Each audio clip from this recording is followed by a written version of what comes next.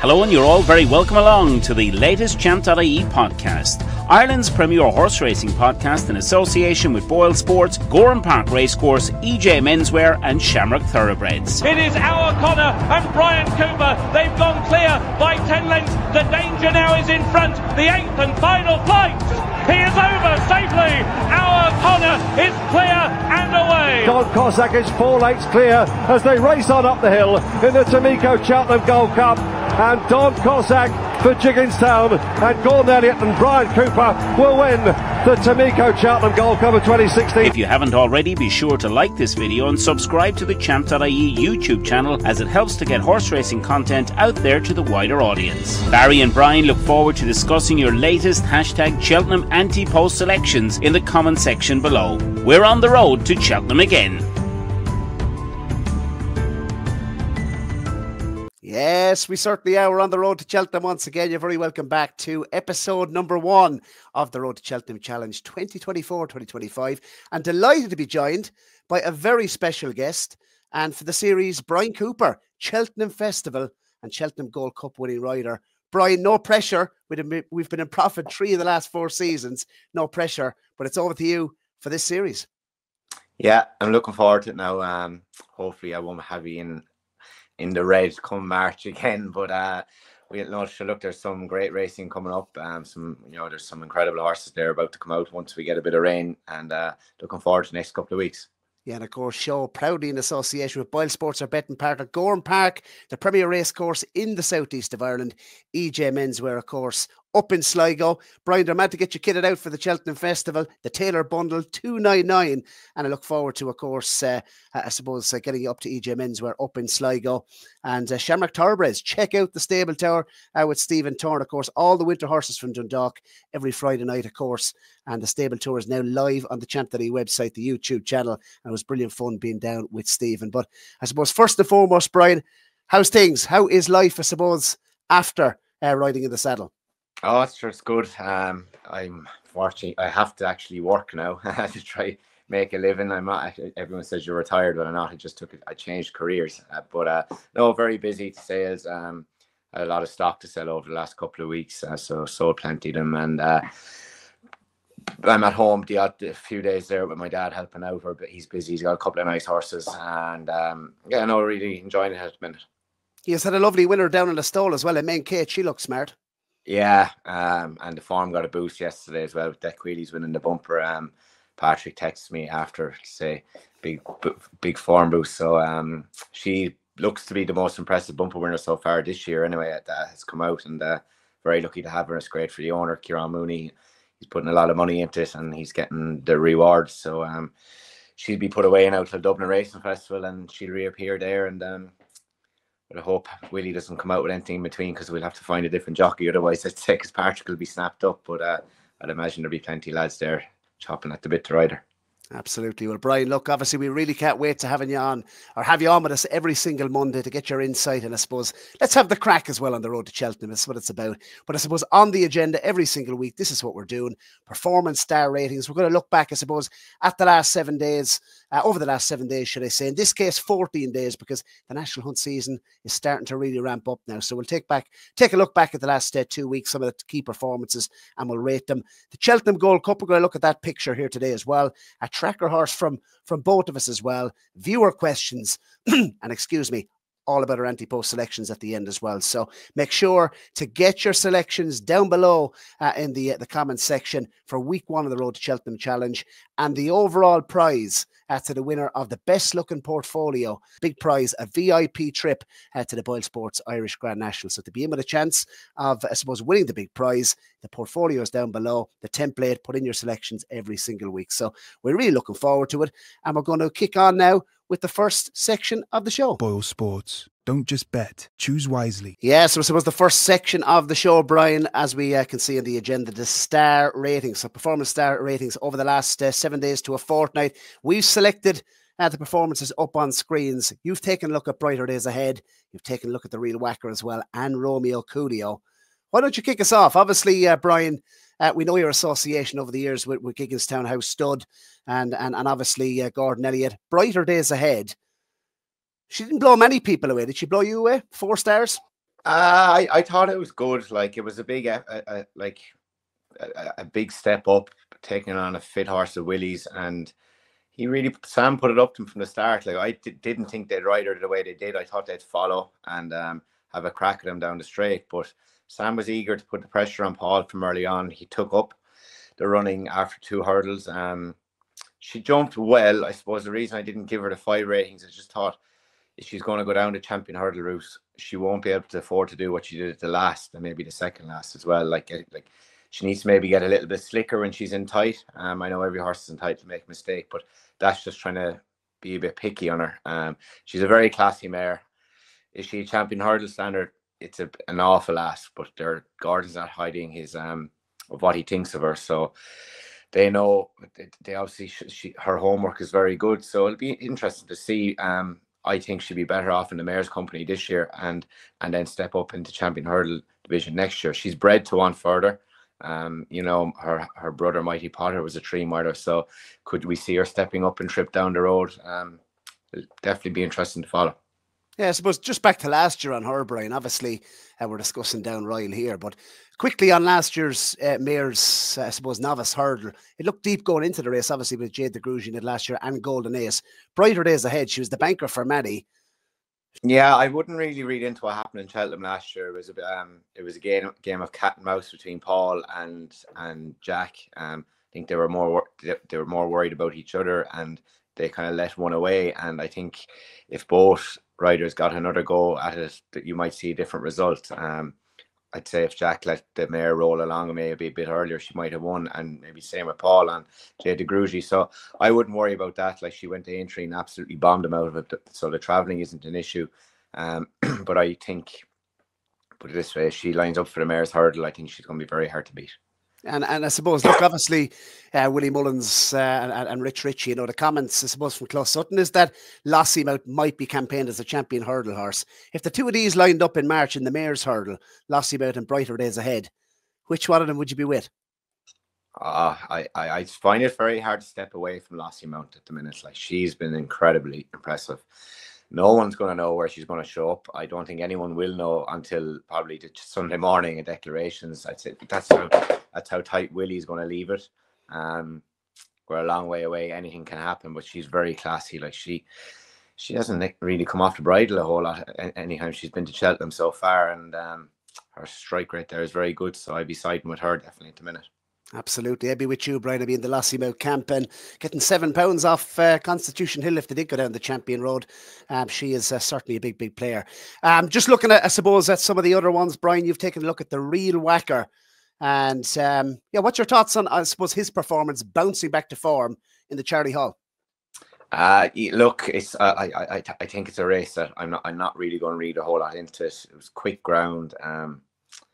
The horse of Honeyballs was third. He's 12 years of age, like, and he's a handicapper. Great to see the horse win. I don't think Brave Man's Game showed up. He looked to be a little big in the ring. I'd say he was probably left a little short for the race. And Harry Cobden said that he took a blow after the second last. So look, it was great to see him win. Is he a Gold Cup contender? No, I don't think he is.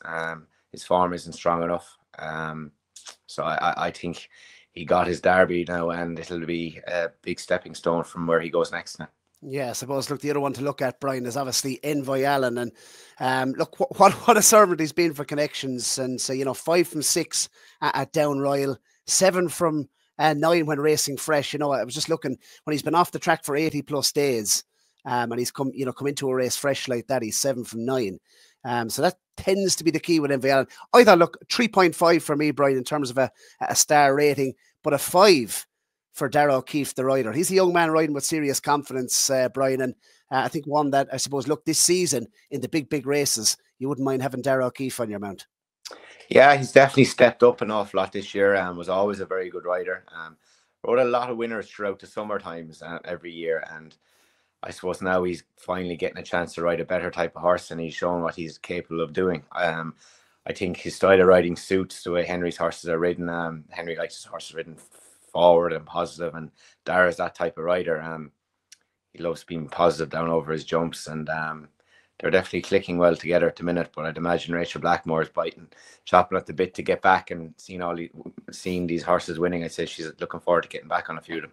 I just think he's absolutely ultra confident. And we saw, obviously, what was his first grade one on that blue tard at Leopardstown? I thought that was a serious ride. I remember him riding Chatham Street Lad for Mick Winters, of course, in the Caspian Caviar, in Cheltenham. I just think he's gone from strength to strength. And when I see Dara on a horse, I think he just gives you, as a punter, a lot of confidence, to row in behind. Just looking, I suppose, his only mistake in Viala in the performance itself was 5 out. I seen Henry, the comments afterwards, Brian saying that he got under the last a little bit and did the same in the race last year. But on decent ground, you have to roll the dice, given the fact that he's 10, do you, in the King George, even though his record fresh is brilliant. They held him for Cheltenham last year. Do you roll the dice with the King George this year with MV Allen? I think that if this dry spell continues, they'll have to do it. It's a jumping track, the King George. Fences come up quick, and if he puts in around the jumping like he did in Down Royal, and he gets there fresh and the ground, if he's on the better side, it'll definitely suit him. Like I was all for Fast or Slow. I thought he was going to be entered in it. He wasn't entered. So, with this drying spell, could one or two of the big hitters not show up, and it could be a shame to leave another grade one behind. Absolutely. Brian, I suppose Mr. Megan, I'm not sure, did you see the performance? I thought it was quite good. What did he beat? John Joe Neal's runner. But this 6-year-old son of Shantu, to me, he looks a greater performer in the waiting. They've mentioned the Challow afterwards, but I suppose in typical John Joe fashion, he's been dropped in, he's crept away, he's jumped his way into contention, 2 out. He had a genuine excuse last year, Brian, in the grade 2 bumper at Aintree. But I have to say, I was really impressed with the performance of Mr. Megget. Very slick round the jumping, and he was laughing at them coming to the last at Aintree. I thought it was a really good performance. He won cozy, and I wouldn't underestimate him moving up in grade, would you? No, like John Joe came on after and said he's the closest thing to synchronize I think he's had for a long time. So big comments to make. His horse are running very well at the minute. So I'd say that they have him fairly ready for this time of the year. Was a very good performance, big step up into the shadow, and definitely if he's going to have to take on Dan Skelton's horse who won in Chepstow there 2 weeks ago, he was very impressive. So that could be a very interesting hurdle race down the road. But he looks a big chaser in the making. I'd say whatever he does this year over hurdles will be a bonus, and I'd say they won't be thrown in at the deep end every day of the week. I'd say they're kind of treating him as a horse for his future to jump a fence. Yeah, look, I suppose, Brett, it's hard to give him any more than a 3.5 given the opposition, but I have to say he really did catch the eye. Now, JPR1 is a horse I wanted to ask you about, Brian, because, look, last year I actually quite fancied him heading into the Arkle, but obviously I'm not saying it was shades of Q-Card, but it brought back memories of Q-Card in the Holland Gold Cup, off top weight. I've given him a 4-star performance. I thought his round of jumping was very, very good. He was very slick throughout. I'd say he's a horse, Brian, as well, that could get a lot further than 2 mile. But the jumping is definitely an asset. And what did you make of his performance? Off top weight. I thought an interesting thing, obviously, he was given £10 to 139 rated San Brue, and he's beaten them easily by 9 lengths. It was a good performance. Yeah, it was. He put in a great round of jumping. He was ready to rock. They obviously knew he was fit. They were good on him. He was going to bolt up last year in Cheltenham in the November meeting, and he fell at the last or unseated Brendan Powell. So on a bit of nicer ground. So he's clearly a little bit more better affected on a nicer surface.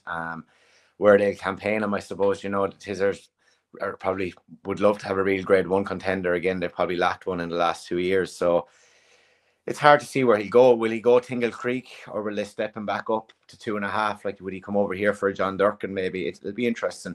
I know the horse quite well. He was with the Fogartys down in Wexford as a pointer, I think, and I rode him a few times, and always was a good jumper, and they thought an awful lot of him. So I suppose you take out Cheltenham, he didn't do a whole lot wrong other than that last year, and if he's clearly improved a little bit. So if he's improved from last year to this year, he might be able to step up into that graded company.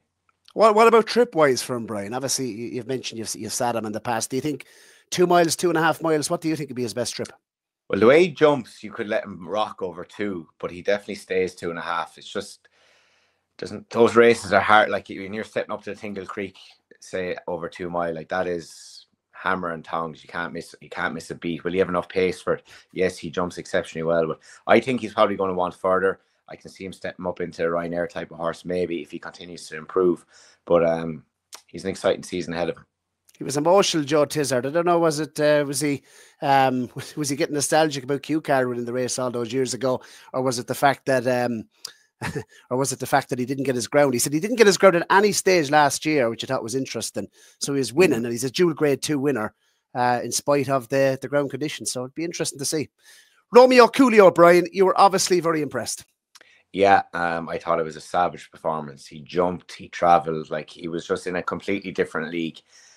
I was like, for him to, he was second in the champion bumper, and he doesn't look like a bumper horse at all. He's big, tall, rangy, scopy horse. So I'd say with a hurdle in front of him, he's going to improve no end. To me, he's the winner of the Royal Bond in waiting. Like I haven't seen anything that could trouble him as of yet, and he's definitely got a bright future. Sam was incredibly confident on him. His jumping was incredible. So he's a horse I'm going to be really closely following, and I'd say I can see him being a better jump horse than Willie's horse that won the champion bumper last year. I can see him be a bit better than him, and Gordon said he's happy to keep him to 2 miles at the minute. He's just showing a lot of pace, so if he continues to go the way he's going, he's definitely going to be a big supreme horse. Absolutely. He finds himself at the top of the market as well. So it's going to be certainly very, very interesting. We're going to head for a quick ad break, Brian. And when we come back, we're going to look, I suppose, at a tracker horse, one that caught the eye over the last 7 days. Gowran Park Racecourse, the premier racetrack in the southeast of Ireland, is located on the outskirts of Kilkenny City.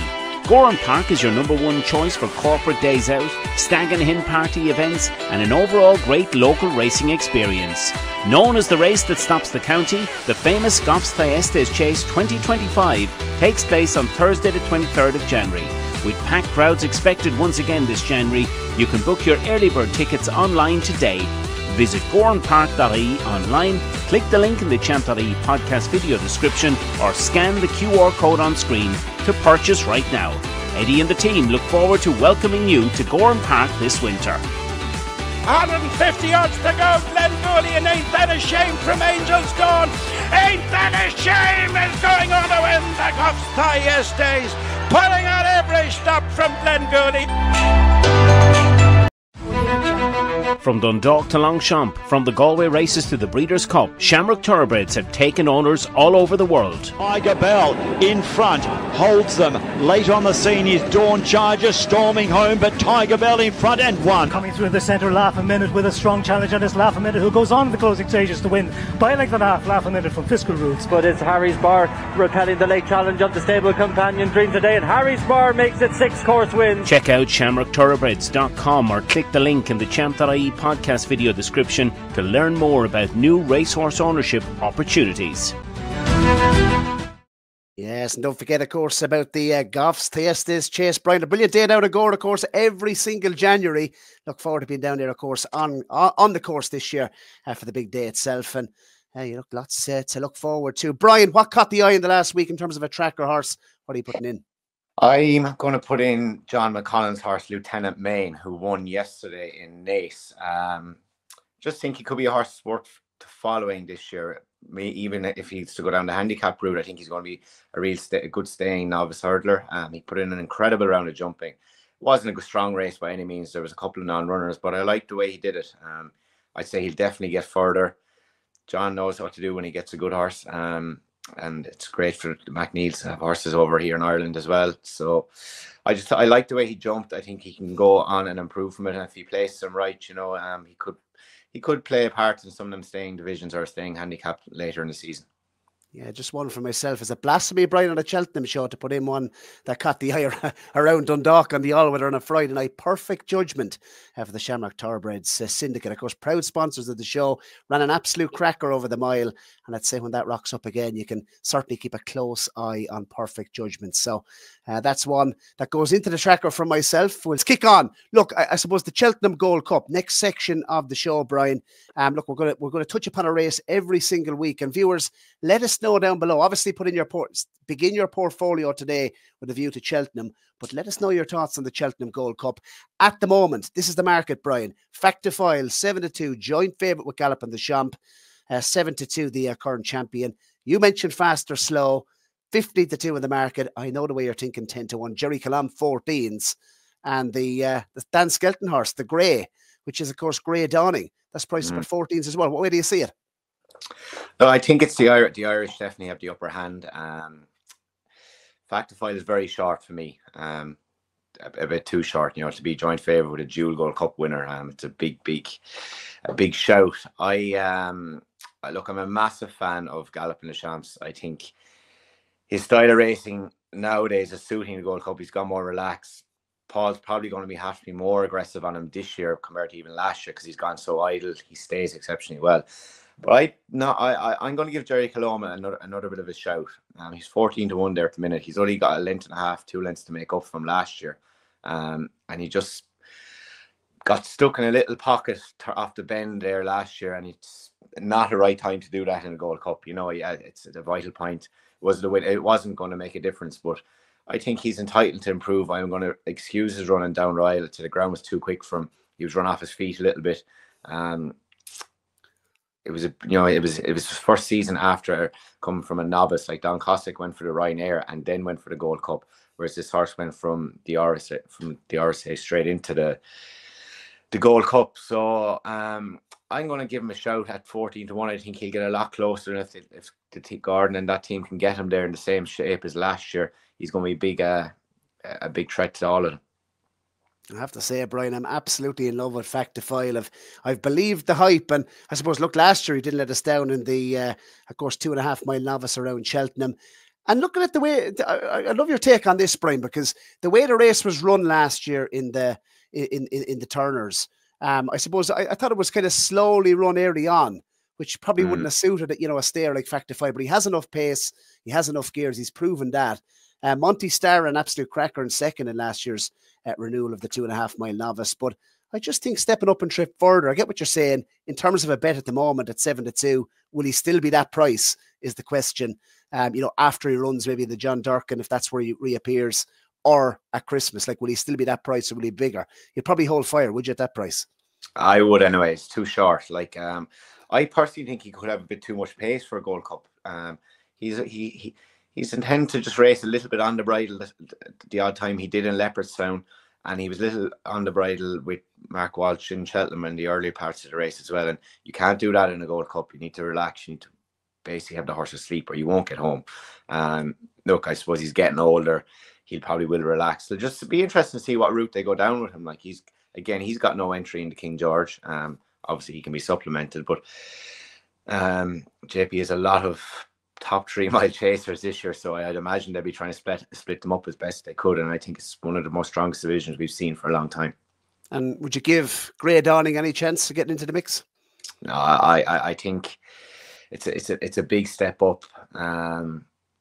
I just think the Irish horses have are a bit ahead of them at the minute, and fast or slow is there as well. Who knows what would have happened if he didn't unship JJ last year. He's beaten Galloping the Champs 3 times now, so albeit all in Punchestown, but this he's a big drifter, Brian, on the day last year. Fast or slow, obviously the ground turned up.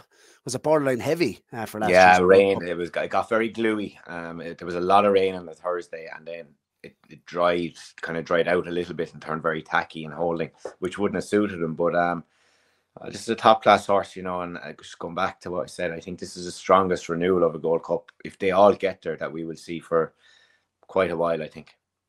You're in a little bit more of a forgiving mood than me with Jerry Calam, Brian, I have to say. But look, not fast or slow. Factifile would be, I suppose, one that I'd be interested in. Maybe, if you get a little bit of a better price over the coming weeks. But yeah, 7-2, and there's probably not much juice in that.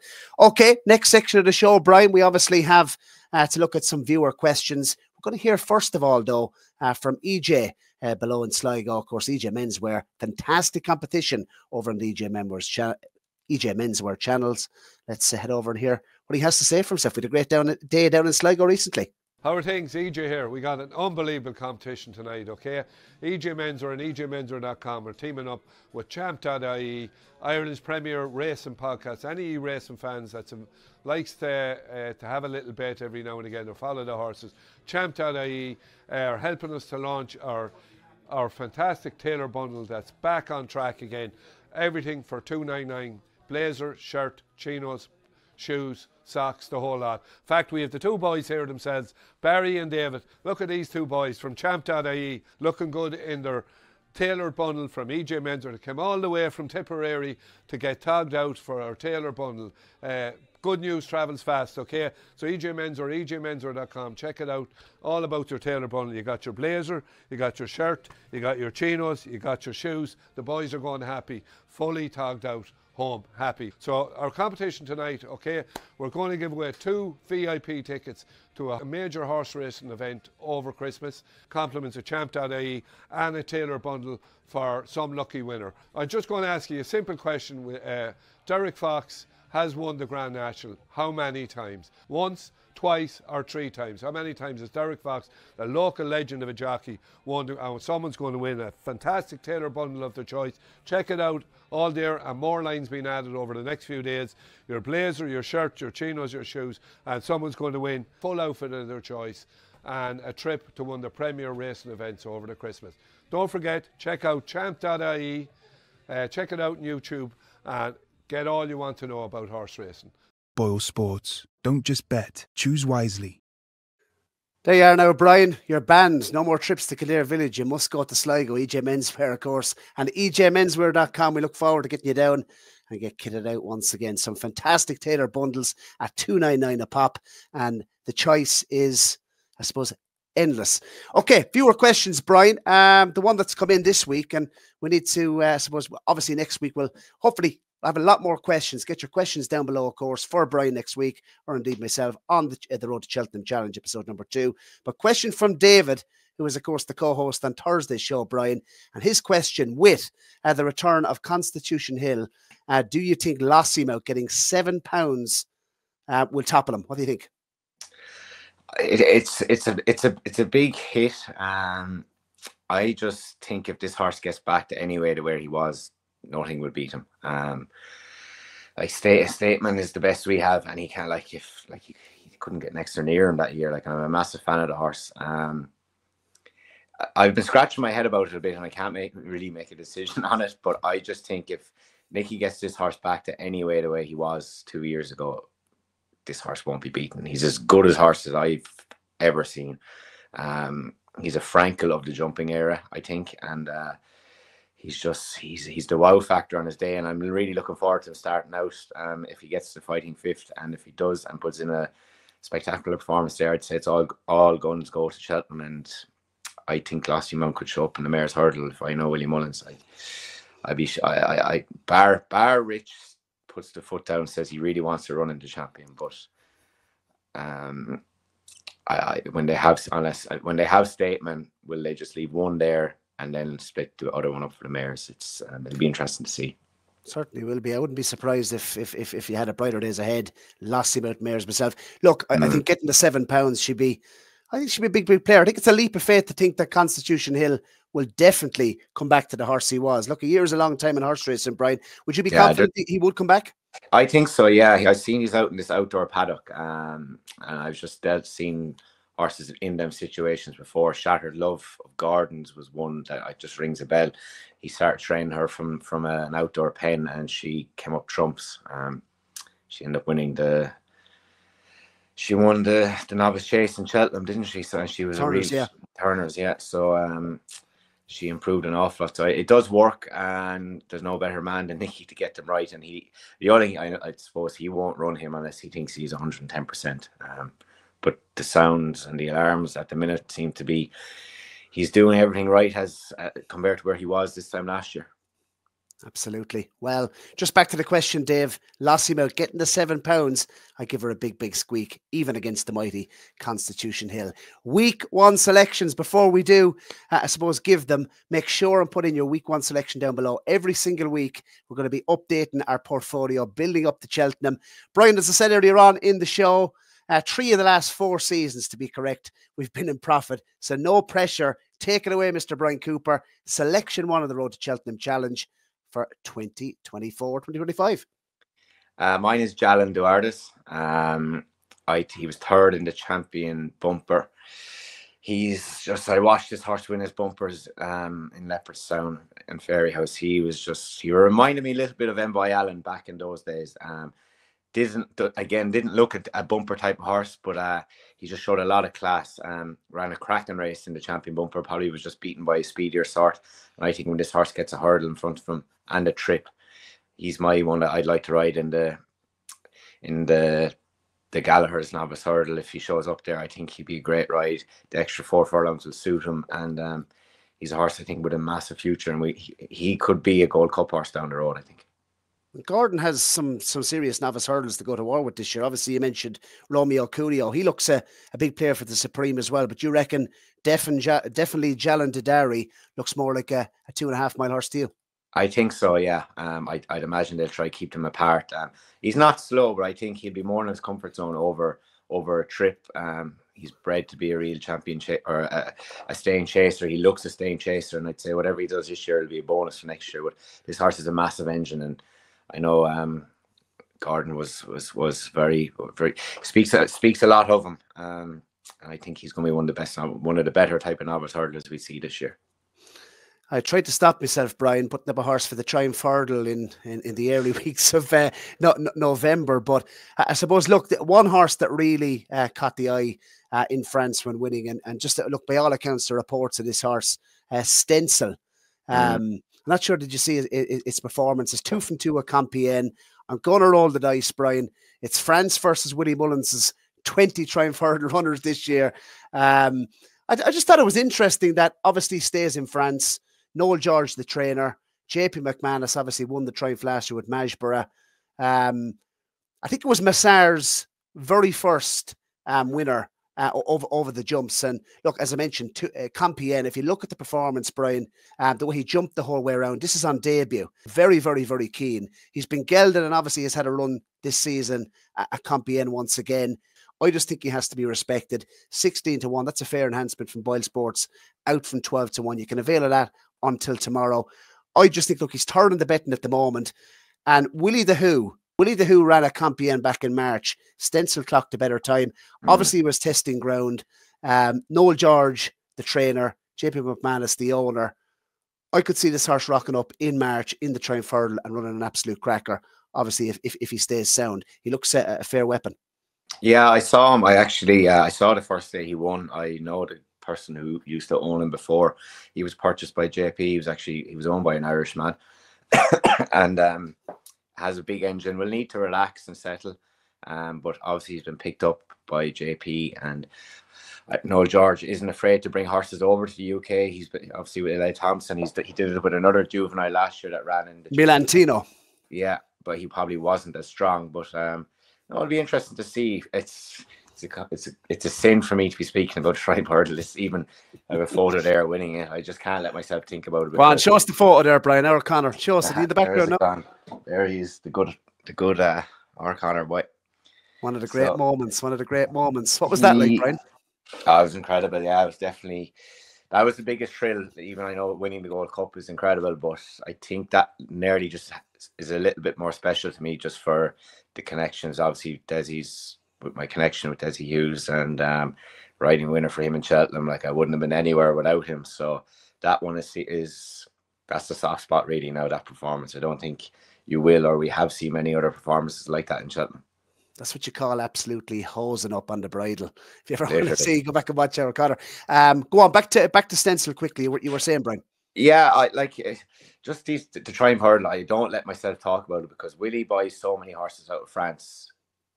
He doesn't run them all. He usually likes to give them a year in the system before he runs them. He'll bring out 3 or 4 to run. But I'm going to sit and wait to see if Willie even shows up this year. He could keep him for Supreme next year, or God knows what he'll do.